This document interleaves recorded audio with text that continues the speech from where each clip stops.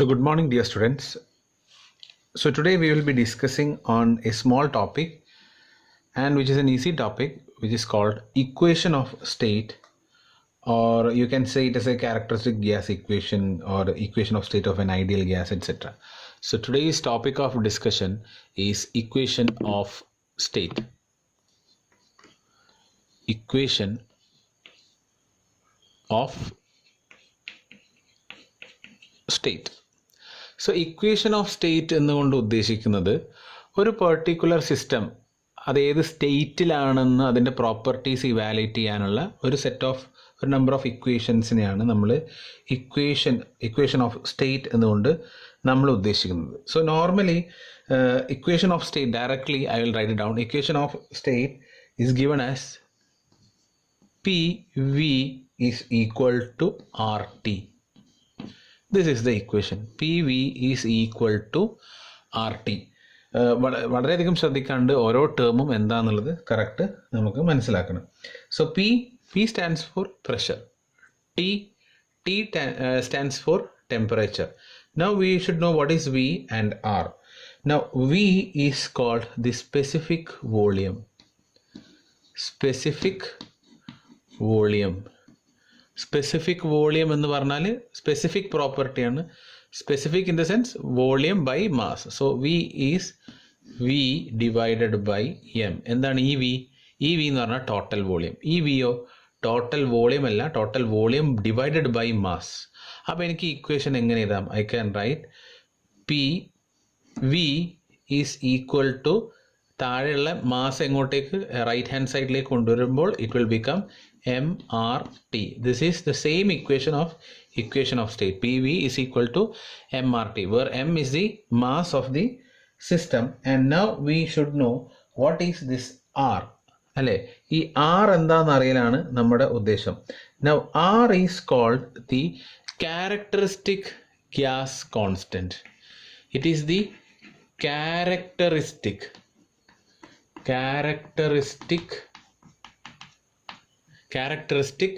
gas constant. R എന്ന് പറഞ്ഞാൽ എന്താണ്? It is the characteristic gas constant എന്നാണ് R എന്ന് പറയുന്ന പേര്. Now what is that characteristic gas constant? So R എന്ന് പറയുന്ന characteristic gas constant എന്ന് പറയുന്നത് it is equal to universal gas constant divided by molecular mass. Universal gas constant divided by molecular mass. അപ്പോൾ ഈ R എന്താ? Characteristic gas constant. ഇതെന്താ? Universal gas constant. എന്താ വ്യത്യാസം? സോ ഓരോ ഗ്യാസിനും അതിൻ്റേതായ ഒരു ക്യാരക്ടറിസ്റ്റിക് വാല്യൂ നമ്മൾ ഉണ്ട്. ഒരു പ്രൊപ്പോർഷണാലിറ്റി സിമ്പിളായിട്ടാണ് നമ്മൾ ഈ ആർ എന്ന് പറയുന്നത്. ഓരോ ഗ്യാസിനും അത് മാറ്റുന്നുണ്ട്. സോ ഈ ആർ എന്ന് പറയുന്നത്, അതായത് നമ്മുടെ ഇക്വേഷൻസിലുള്ള ഈ ആർ എന്ന് പറയുന്നത് ക്യാരക്ടറിസ്റ്റിക് ഗ്യാസ് കോൺസ്റ്റൻസ് ആണ്.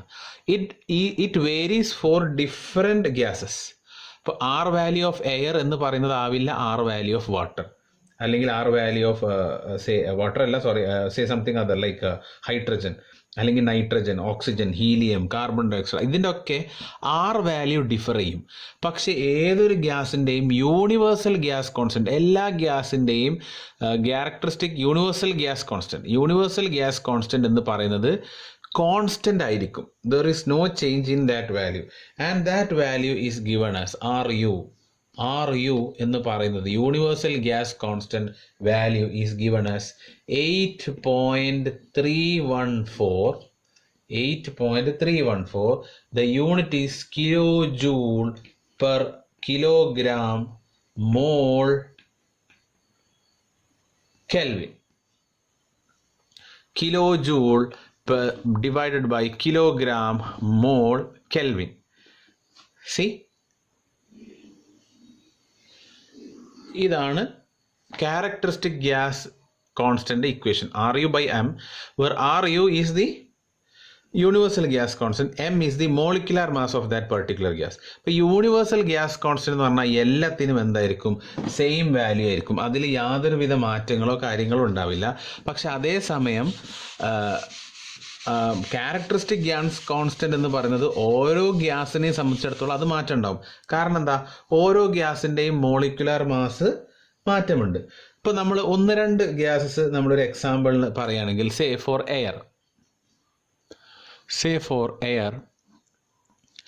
എയറിൻ്റെ മോളിക്കുലാർ മാസ് എന്ന് പറയുന്നത് എത്രയാണ്? നിങ്ങൾ പഠിച്ചിട്ടുണ്ടാവും. It's approximately 28.97. അത് 29 എന്നാണ് പറയുന്നത്. Somewhat 2 decimal points it is 28.97. ഇതാണ് molecular mass which is m. So R of air എന്ന് പറഞ്ഞാൽ that is equal to characteristic gas constant 8314 that much joules per kilogram Kelvin divided by ഇതിൻ്റെ molecular mass is approximately say 29. That will be R of air. So what will we get? നിങ്ങൾ ചെയ്ത് കഴിഞ്ഞാൽ you can see it is 287. That much joules per kilogram Kelvin. ഇതേപോലെ എയറിന് പകരം ഇപ്പോൾ ഒരു ഉദാഹരണം പറയുകയാണെങ്കിൽ സേ ഓക്സിജൻ്റെ മോളിക്കുലാർ മാസ് എത്രയാണ്? It is 32. സോ അപ്പോൾ നമ്മൾ ആർ ഓഫ് ഓക്സിജൻ എടുക്കുകയാണ്. Say R of oxygen, characteristic gas of oxygen എന്ന് പറഞ്ഞാൽ 8314 divided by 32. So it is approximately if you are doing you will get the value as 260. That is for oxygen. So അങ്ങനെ പല ഗ്യാസസിനും പല വാല്യൂസാണ് കിട്ടുക. So നമ്മളെ സംബന്ധിച്ചിടത്തോളം നമ്മൾ ആകെ എയറിൻ്റെ വാല്യൂ മാത്രം ഒന്ന് ഓർത്ത് വെക്കുക. നമ്മൾ പ്രോബ്ലംസ് ചെയ്യുന്ന നേരത്ത് നമുക്ക് ആ വാല്യൂസ് സാധാരണ തരാറുണ്ട്. എന്നാലും ആർ വാല്യൂ ഓഫ് എയർ എപ്പോഴും നിങ്ങൾ ഓർത്ത് വെക്കുക. R value of air is 287 joules per kilogram kelvin. അതേപോലെ യൂണിവേഴ്സൽ ഗ്യാസ് കോൺസ്റ്റൻറ്റിൻ്റെ വാല്യൂ എന്ന് പറയുന്നത് it is 8314 joules per kilogram mole kelvin. Okay, അത് ചിലതിൽ ചിലപ്പോൾ 8.314 കാണും. So then it will be here kilo joule, 8.314 kilo joule എന്ന ടേം വരും. Or else it will be this term. So this is the characteristic gas constant. So ഒരു ഗ്യാപ്പിൽ അതും കൂടെ പറഞ്ഞതേ ഉള്ളൂ. So we are focusing on our ideal gas equation which is PV is equal to MRT where R is the characteristic gas constant. ഇനി ഇതേ ഇക്വേഷന് നമുക്ക് എന്ത് ചെയ്യാം? നമുക്ക് ഇതിൽ നമ്പർ ഓഫ് മോൾസ് തന്നിട്ടുണ്ടെങ്കിൽ നമുക്ക് അങ്ങനെയും ഇക്വേഷൻ ഇതാ. If we know number of moles then the equation will be P V is equal to N into R U of T. ഇപ്പോൾ ഒരു ഗ്യാസിൻ്റെ നമ്പർ ഓഫ് മോൾസ് ആണ് തന്നിട്ടുള്ളതെങ്കിൽ നമ്മൾ ആറിൻ്റെ വാല്യൂ എത്ര എടുക്കണം? യൂണിവേഴ്സൽ ഗ്യാസ് കോൺസ്റ്റൻറ്റ് എടുക്കണം. So this is the another equation. P V is equal to M R T, P V is equal to N R T. Also we have another equation P V is equal to RT where this V is specific volume. These are all equation of states, equation of ideal gas. ഇതൊക്കെ എന്തുണ്ട്? ബാധകമാണ്. Okay, നമുക്ക് ഇപ്പോൾ എല്ലാം ഈ R എന്ന് പറയുന്ന ഒരു ക്യാരക്ടറിസ്റ്റിക് ഗ്യാസ് കോൺസ്റ്റൻറ്റ്. ഒരു ഗ്യാസിനെ സംബന്ധിച്ചിടത്തോളം ഈ ആർ എന്ന് പറയുന്നത് കോൺസ്റ്റൻ്റ് ആയിരിക്കും. ഇപ്പോൾ എയർ എന്ന് പറയുന്ന ഒരു സബ്സ്റ്റൻസിനെ സംബന്ധിച്ചിടത്തോളം അതിൻ്റെ ആർ വാല്യൂ എപ്പോഴും കോൺസ്റ്റൻ്റ് ആയിരിക്കും. എയറും നൈട്രജനും അല്ലെങ്കിൽ എയറും ഓക്സിജനും വെച്ച് വെവ്വേറെ കമ്പയർ ചെയ്യുമ്പോൾ രണ്ടിൻ്റെയും ആർ വാല്യൂക്ക് മാറ്റം ഉണ്ടാവും. കാരണം ചില പ്രോബ്ലത്തിൽ എന്ത് ചെയ്യേണ്ടി വരും എന്ന് വെച്ചാൽ ഈ ആർ വാല്യൂവിനെ നമ്മൾ എന്ത് ചെയ്യണം? ഫോക്കസ് ചെയ്തിട്ട് ചെയ്യേണ്ടി വരും.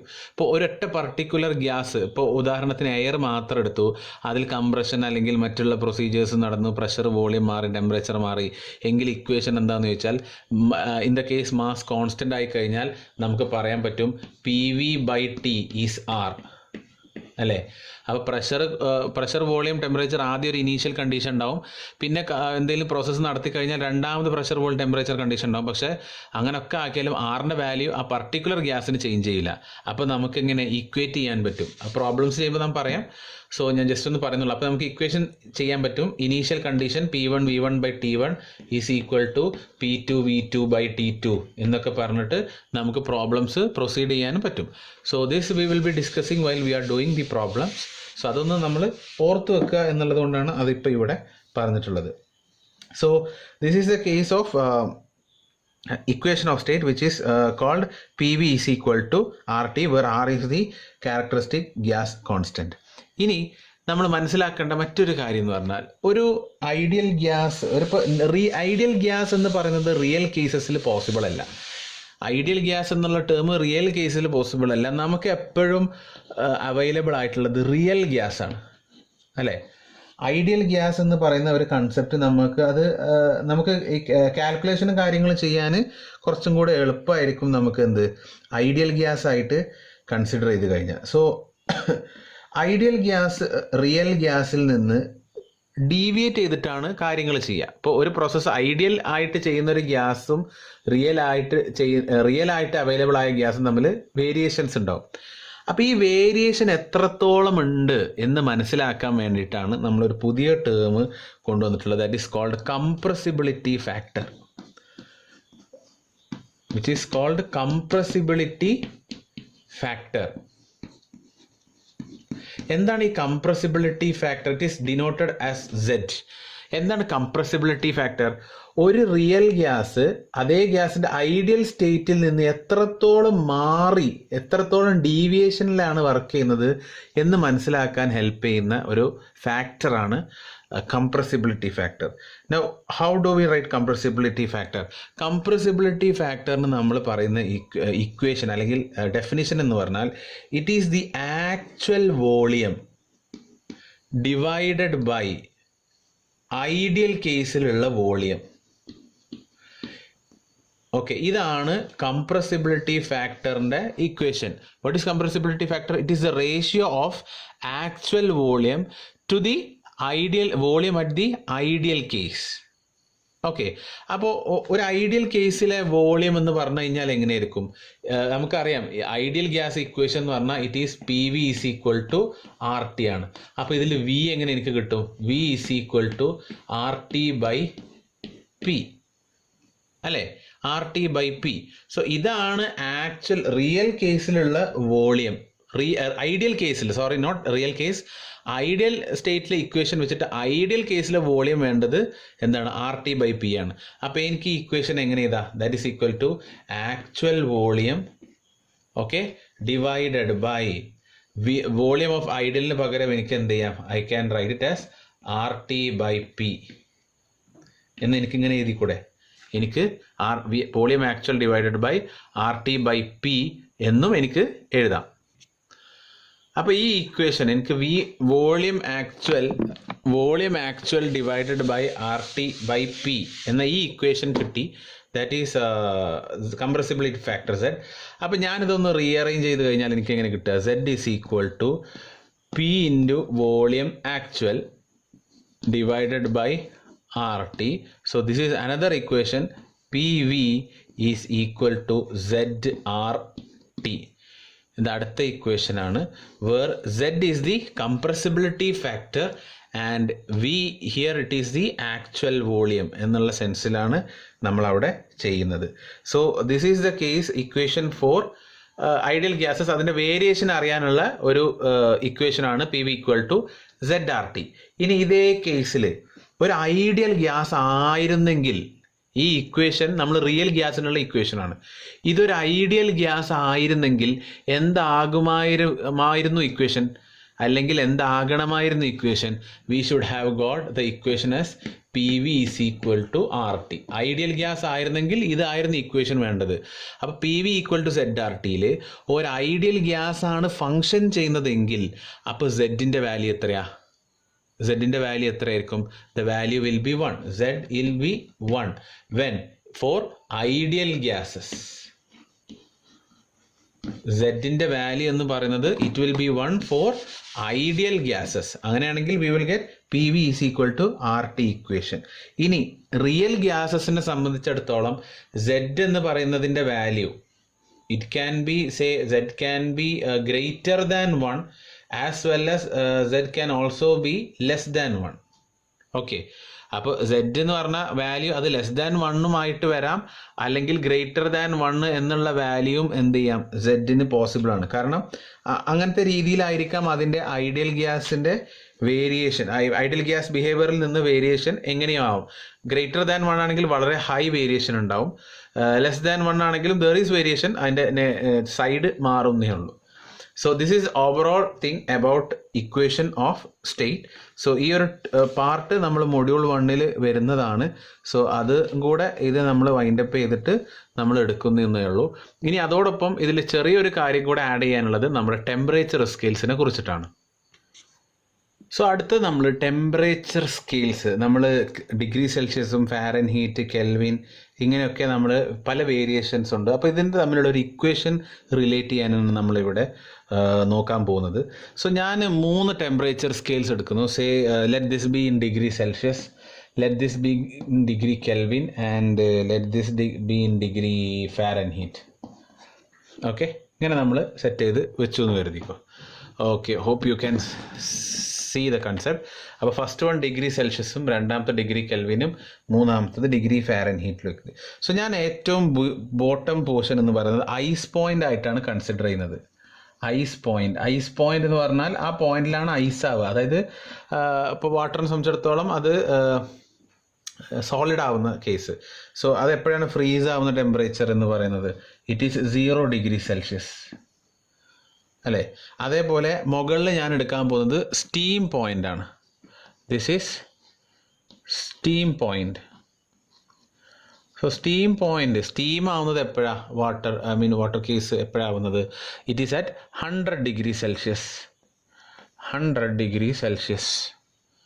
അപ്പോൾ എനിക്ക് 2 ടേംസ് കിട്ടിയല്ലോ. ഇനി അതേ കേസ് കെൽവിനിലാകുമ്പോൾ എന്താണ്? കെൽവിൻ്റെ കേസിൽ വി ഹാവ് സേ അതിൻ്റെ ഐസ് പോയിന്റ് എന്ന് പറയുന്നത് ഇറ്റ് ഈസ്, സോ ഇവിടെ ചെറിയ ടെമ്പറേച്ചറിൻ്റെ മെഷർമെൻറ്റ്. സോ ഐസ് പോയിന്റ് എന്ന് പറയുന്നത് കെൽവിനെ സംബന്ധിച്ചിടത്തോളം it is 273 Kelvin and its steam point is 373 Kelvin. Equation നിങ്ങൾക്ക് ഓർത്തെടുക്കാൻ എളുപ്പത്തിന് ഈ വാല്യൂസ് എങ്കിലും നിങ്ങൾ ഓർത്ത് വെക്കുക. And finally if I am taking it in degree Fahrenheit, so here the melting ice point we get it is 32 degree Fahrenheit and its steam point in Fahrenheit is 212 degree Fahrenheit. ഈ points not ചെയ്യുക. പല competitive എക്സാംസിനും ഈ values നമുക്ക് ആവശ്യമുണ്ടാവും. So ഈ ഒരു variation ആദ്യം മനസ്സിലാക്കുക. Degree സെൽഷ്യസിൽ ഐസ് പോയിന്റും സ്റ്റീം പോയിന്റും, കെൽവിൻ സ്കെയിലിൽ ഐസ് പോയിന്റും സ്റ്റീം പോയിന്റും, ആൻഡ് സിമിലർലി ഡിഗ്രി ഫാരൻഹീറ്റിൽ ഐസ് പോയിന്റും സ്റ്റീം പോയിന്റും. അങ്ങനെയാണെങ്കിൽ നമുക്കൊരു ഇക്വേഷൻ റിലേറ്റ് ചെയ്യാൻ കഴിയും. So say I am starting it from ice point. Say 0 degree Celsius, that is the ice point, minus the degree Celsius which I need to find, degree C എന്ന് മാത്രം ഞാനിടാം. Okay, that is in degree Celsius, divided by then ഇതേ point തന്നെ 0 degree Celsius minus 100 degree Celsius. അതായത് denominator എന്ന് പറഞ്ഞാൽ ഇതിന് ഡിഫറൻസും, numerator എന്ന് പറഞ്ഞാൽ ice point minus the required. അപ്പോൾ ഇവിടെ നമ്മൾ നോക്കുകയാണെങ്കിൽ താഴെ denominator difference between these two അതെത്രയാ? 373 Kelvin മൈനസ് 273 Kelvin. പിന്നെ അതേസമയം മുകളിൽ എന്താ? Ice point minus that value. ഇവിടെ ഐസ് പോയിന്റ് എന്ന് പറഞ്ഞാൽ 273 മൈനസ് K. ഓക്കെ, ക്ലിയർ ആവുന്നുണ്ടാവും എന്ന് വിചാരിക്കുന്നു. ഓക്കെ, നൗ നെക്സ്റ്റ് വൺ എന്താണ്? അടുത്തത് ഫാരൻഹീറ്റ്. Similar procedure. ഫാരൻഹീറ്റിൽ പോയി കഴിഞ്ഞാൽ 212 ഡിഗ്രി ഫാരൻഹീറ്റ് മൈനസ് 32. ഞാൻ ഡിഗ്രി ഫാരൻഹീറ്റ് ഇവിടെ മാർക്ക് ചെയ്യുന്നില്ല. നേരത്തെ ഇവിടെ ചെയ്ത പോലെ, കെൽവിനിൽ ചെയ്ത പോലെ തന്നെ ജസ്റ്റ് നമ്പേഴ്സ് ഇടുന്നു, so that it will be easy to understand. And again 32 minus F, that is degree Fahrenheit. ഇതാണ് എൻ്റെ overall equation for relating the temperature. ഞാനിത് വായിക്കുന്നുണ്ട് so that I can write down the equation correctly. Okay, അപ്പോൾ ഇതെനിക്ക് കിട്ടിയല്ലോ. ഇനി ഇതിനെ ഞാൻ റീഅറേഞ്ച് ചെയ്യാണ് ചെയ്യുന്നത്. 0 degree Celsius മൈനസ് C. അപ്പോൾ എത്ര എനിക്ക് വാല്യൂ കിട്ടുന്നത്? 0 degree Celsius minus C, I get minus C degree Celsius divided by 0 minus 100 means minus 100 degree Celsius തന്നെയാണ്. That is equal to 373 minus 273 എന്ന് പറയുന്നത് എന്താ? 373 മൈനസ് 273 ഈസ് 100 itself. ആൻഡ് ന്യൂമറേറ്ററിൽ നമുക്ക് എന്താ കിട്ടുക? 273 മൈനസ് K ആണല്ലോ. And again that is equal to ഈ term 2112 minus 32. 2112 minus 32 I think we will get it as, sorry, ഇവിടെ 2112 മൈനസ് 32 അല്ല വരേണ്ടത്.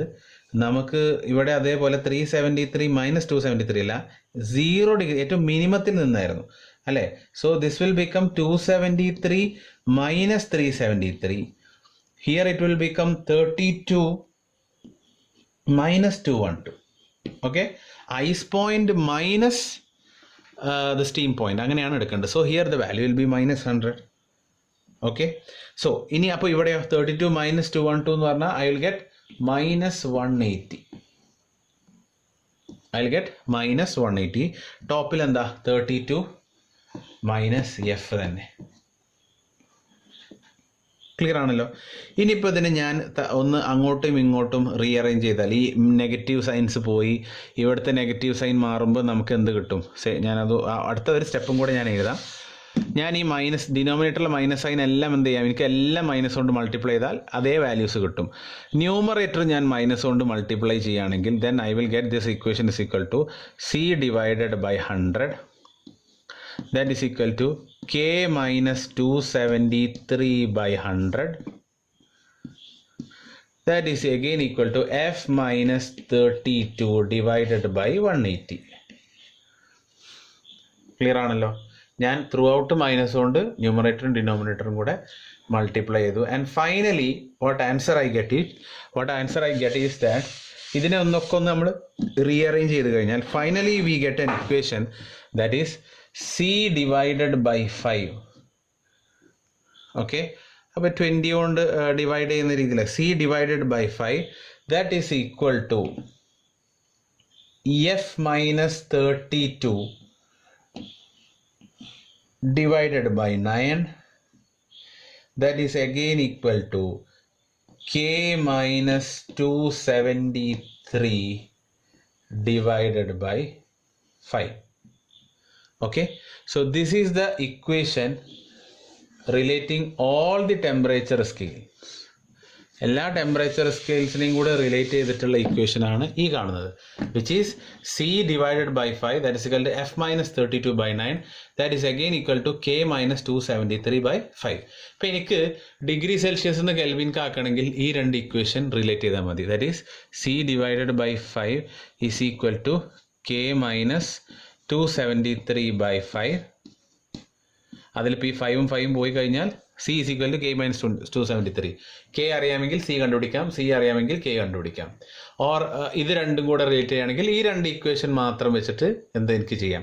ഫാരൻഹീറ്റും കെൽവിൻ ആണെങ്കിൽ ഈ രണ്ട് ഇക്വേഷൻ മാത്രം കൺസിഡർ ചെയ്തിട്ട് എനിക്ക് എന്ത് ചെയ്യാം? വാല്യൂസ് കാണാം. So this is A common equation which integrates all the 3 temperature scales which are degree Celsius, degree Fahrenheit and degree Kelvin. And ഇതോടൊപ്പം ഇതേപോലെ തന്നെ നിങ്ങൾക്ക് എന്ത് ചെയ്യാം? റാങ്കൈനും കണ്ടുപിടിക്കാം. സോ റാങ്കൈൻ ഞാൻ നിങ്ങൾക്ക് വിട്ടുതരുന്നു. ഓൾറെഡി നമ്മൾ അതിൻ്റെ ഒരു ഇൻഫർമേഷൻ ക്ലാസ്സിൽ തന്നതാണ്. But this is something which will be easy for you to develop the equation. അപ്പോൾ ഇതേ പ്രൊസീജിയറിൽ നിങ്ങൾ റാങ്കൈനും കൂടെ കൊണ്ടുവന്നാൽ, റാങ്കൈൻ ടെമ്പറേച്ചർ സ്കെയിലും കൂടെ കൊണ്ടുവന്നു കഴിഞ്ഞാൽ it will be easy for U. So today that's all for today's classes. So today we have discussed the equation of state as well as characteristic gas constant, universal gas constant. Then we have gone for the temperature scale which includes all the 3 degrees. So that's all for today. Thank you.